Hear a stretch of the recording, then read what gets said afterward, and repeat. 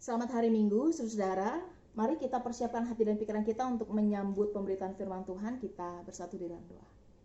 Ya Tuhan, kami mengucap syukur untuk anugerah kehidupan yang Tuhan karuniakan kepada kami. Saat ini kalau kami bersama-sama menyatukan hati dan pikiran kami, mengkhususkan waktu ini untuk membaca dan mendengarkan firman Tuhan, kami berdoa biarlah firman Tuhan boleh menyapa kami pribadi lepas pribadi, sehingga firman yang kami baca, kami dengarkan, boleh menguatkan kami untuk siap menghadapi hari-hari, tantangan, maupun kesempatan yang Tuhan percayakan. Kami siap untuk belajar dari firman-Mu. Dalam nama Tuhan Yesus kami berdoa dan mengucap syukur. Amin.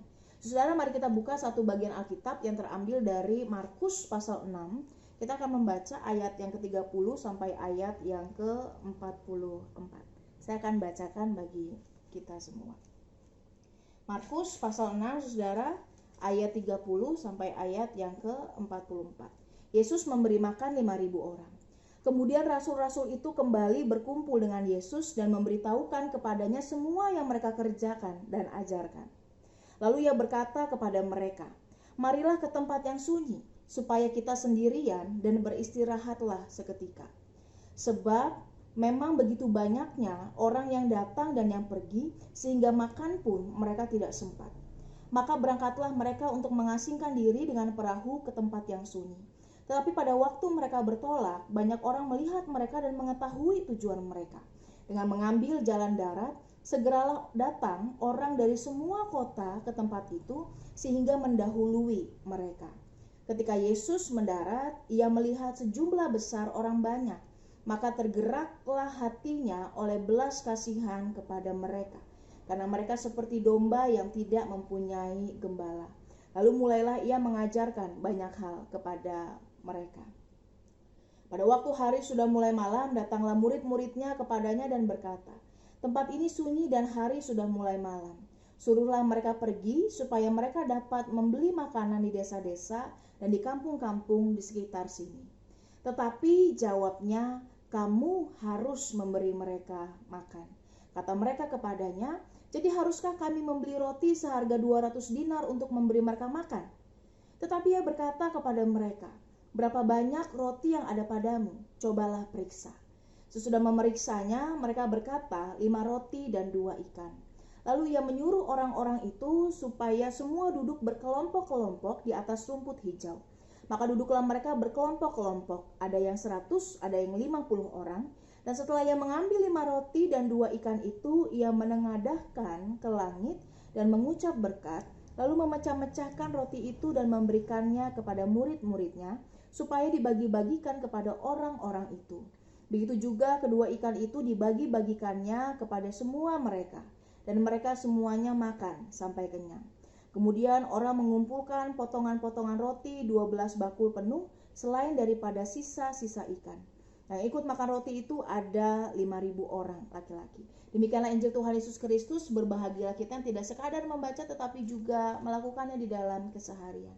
Hosiana.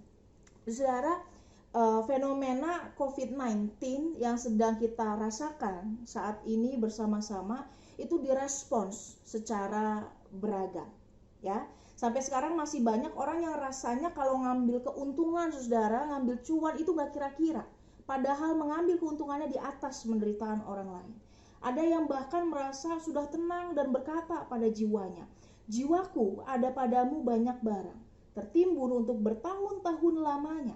Beristirahatlah, makanlah, minumlah, dan bersenang-senanglah dalam masa karantina ini." Saudara, kedengarannya alkitabiah banget ya.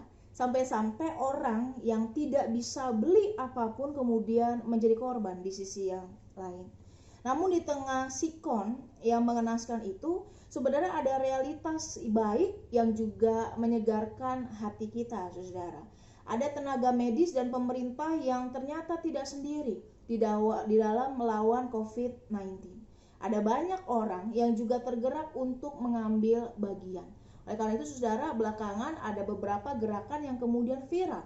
Berbagi makanan, sembako, atau bahkan hand sanitizer dan seterusnya, atau berkat-berkat yang lain untuk orang-orang yang kemudian terdampak dari segi perekonomian.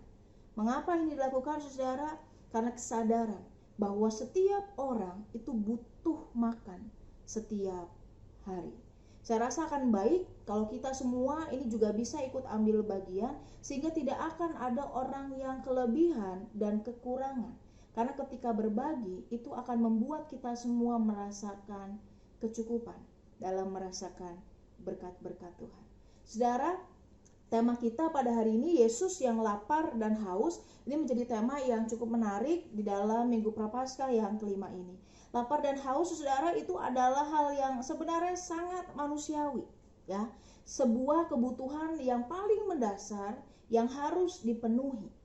Yesus yang hakikatnya adalah 100% Allah dan manusia juga merasakan hal yang sama. Dari kisah pencobaan di padang gurun, saudara, kita bisa melihat kalau Yesus tahu betul rasanya lapar dan haus. Ini adalah salah satu alasan mengapa Yesus tidak bisa menutup mata pada kebutuhan banyak orang yang mengikutinya. Saudara, saya katakan salah satu alasan kenapa? Karena tahu rasanya, dalam tanda kutip, itu tidak selalu bisa menggerakkan orang lain untuk bisa menolong atau melakukan sesuatu bagi sesamanya. Misalnya, saudara, kita tahu ada orang yang kelaparan. Aduh, lapar ya, kesian ya. Saya juga tahu rasanya lapar. Ya, saya doain kamu semoga ada yang kasih makan ya. Kadang-kadang kan ada banyak orang yang seperti itu, saudara, tahu rasanya tetapi belum tentu mau melakukan sesuatu. Kemudian membungkusnya dengan alasan-alasan yang terdengar rohani, padahal tidak mengerjakan apapun selain perhatian yang kosong. Saudara, ketika Yesus memberi makan ribuan orang dengan catatan ini hanya 5.000 orang laki-laki, saudara, artinya jumlahnya bisa berkali-kali lipat ya dari yang tercatat. Yesus ini digerakkan oleh sesuatu yang jauh lebih mendasar dari sekadar rasa tahu. Hatinya tergerak oleh belas kasihan, oleh compassion, yang berarti rasa sayang, rasa kasihan, simpati, dan pemahaman dan pengertian yang benar-benar penuh kepada seseorang yang merasakan penderitaan. Compassion inilah yang kemudian membuat Yesus membuka ruang bagi banyak orang yang lapar dan haus, baik secara spiritual maupun secara fisik. Saudara, saya punya pertanyaan yang sederhana. Kalau kita misalnya sedang merasa capek, apa yang mau kita lakukan? Pastikan kita mau beristirahat, tidak mau diganggu sama sekali. Begitu bukan? Ya, kalau kita capek biasanya kita mau beristirahat dan tidak mau diganggu. Ketika saya praktek di daerah, saudara, saya stres gitu ya, karena kota kecil, daerah kecil, saudara, tapi setiap jam 12 malam mereka itu adain balapan liar, saudara. Ya, jadi kota kecil tapi ternyata ada balapan liar itu berjam-jam kalau pagi, saudara. Ya, rasanya kalau udah capek tuh denger yang berisik itu tidak menyenangkan. Ya, kenapa? Karena kita juga membutuhkan ketenangan, kita juga membutuhkan waktu istirahat yang cukup untuk bisa memulihkan diri kita. Nah, dalam konteks kita, saudara, Yesus dan murid-muridnya ini juga merasakan kelelahan sebenarnya, walaupun ia membuka ruang bagi orang banyak yang datang. Ketika ia membuka ruang itu, Yesus dan murid-muridnya ini sedang merasakan kelelahan yang sebenarnya mereka itu membutuhkan istirahat atau waktu berhenti dari semua kegiatan, dari semua pekerjaan yang mereka lakukan untuk mengumpulkan kekuatan dan memulihkan diri. Tapi boro-boro, saudara, istirahat gitu ya, makan aja tidak sempat. Ya, yang menarik adalah dari hal ini, saudara, Yesus justru mengajar murid-muridnya untuk mengesampingkan apa yang menjadi kebutuhan pribadi dan tetap berjuang untuk melayani di tengah situasi darurat yang sama sekali tidak terhindarkan, melampaui apa yang menjadi kebutuhan dan kenyamanan diri untuk bisa terus melayani dalam situasi-situasi sulit yang tidak terhindarkan. Kenapa, saudara? Ya, sekalipun mereka capek, tapi Yesus tetap, ayo kita melayani. Kenapa? Karena ada hal yang jauh lebih besar yang diperjuangkan oleh mereka dibandingkan dengan kenyamanan diri sendiri. yaitu adalah orang-orang yang datang dalam keadaan yang lapar dan haus secara spiritual maupun secara fisik. Saudara, dalam sikon ini yang kita alami sekarang itu ya, kalau kita kayaknya karantina atau isolasi diri udah ngeluh bosen, syukur saudara ya, kita bosen, tapi ternyata di luar sana saudara ada orang yang kemudian berjuang lebih keras di garda terdepan ya. Kalau tenaga medis saudara pakai alat perlengkapan diri, tahu yang kayaknya putih semua itu saudara, itu gak cuma 1-2 lapis, tapi berlapis-lapis saudara. Bandingkan sama kita yang orang-orang tertentu saudara yang mungkin kayaknya corona gak ada apa-apa, terus masih pakai kaos keliaran di luar gitu saudara. Aduh kasihan banget ya. Karena tenaga-tenaga medis kita justru berusaha menjaga diri sehingga bisa menolong orang lain ya. Keadaan yang tidak mudah, setengah mati saudara, apalagi ketika mereka merawat pasien yang kemudian dipercayakan kepada mereka. Saya rasa seperti dalam konteks Yesus, ini tidak akan bisa dilakukan ketika seseorang tidak mempunyai panggilan dalam mengerjakan ini. Panggilan yang didasarkan pada kasih dan pada kesadaran bahwa ada hal besar yang sedang diperjuangkan saudara. Yesus tidak membiarkan orang-orang yang seperti domba tanpa gembala itu terlantar. Ya, karena domba tanpa gembala itu keadaan di mana mereka rapuh, lelah, terlantar, tercerai-berai dan seterusnya. Ini tidak dibiarkan hilang begitu saja, saudara.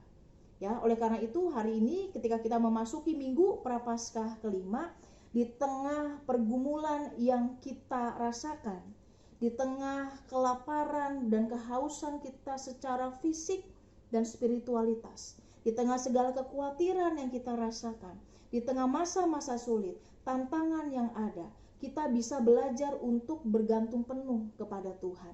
Mengapa saudara? Karena dari kisah ini kita mengimani bahwa Yesus tidak pernah berhenti hanya sampai tahu. Kasih dan pertolongannya selalu menggerakkan ia untuk melakukan yang terbaik bagi kita sesuai dengan waktunya. Kasih dan pertolongannya nyata, saudara. Ya, mungkin dalam keadaan kita sekarang, saudara, kita enggak berlebihan.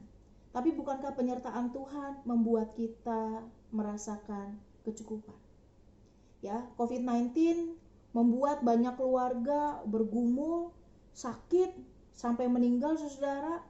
Tapi bukankah di tengah kesedihan atau kesulitan yang kita rasakan, ada jalan-jalan yang juga Tuhan bukakan. Jalan-jalan yang kemudian menolong kita untuk melewati masa-masa berat di tengah keterbatasan yang ada. Mungkin saudara tidak berakhir dalam tawa. Ada orang-orang yang berakhir di dalam tangisan. Tidak apa-apa. Menangis dan serahkanlah segala duka cita kita, kekhawatiran kita, stres kita, pergumulan kita di dalam Tuhan. Karena kita meyakini pertolongannya itu tidak pernah terlambat kepada kita.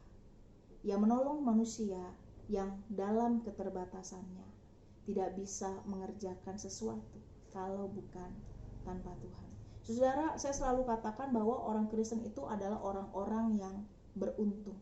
Silahkan lihat di KBBI, saudara, kata beruntung itu pertama-tama bukan berarti manfaat, keuntungan gitu ya, apa yang bisa kita dapatkan, bukan. Tapi kata untung pada pemahaman yang pertama adalah ketika Tuhan menentukan atau menyerahkan rancangan damai sejahteranya untuk kita jalani. Itu mengapa orang kemudian menjadi beruntung. Kita sebagai orang Kristen yang beruntung. Kenapa? Karena langkah-langkah kita, saudara, ada di dalam rancangan damai sejahtera Tuhan. Sedih, menyenangkan, berlebih, kekurangan, bahagia ataupun tidak. It's all about our perceptions. Ini tentang bagaimana cara kita memandang pada apa yang Tuhan percayakan kepada kita. Kiranya Tuhan menolong kita semua untuk bisa menjalani masa-masa yang ada dengan baik, dengan bijaksana di dalam pertolongan Tuhan. Tetap semangat, Tuhan Yesus memberkati. Amin. Satu doa bagi kita.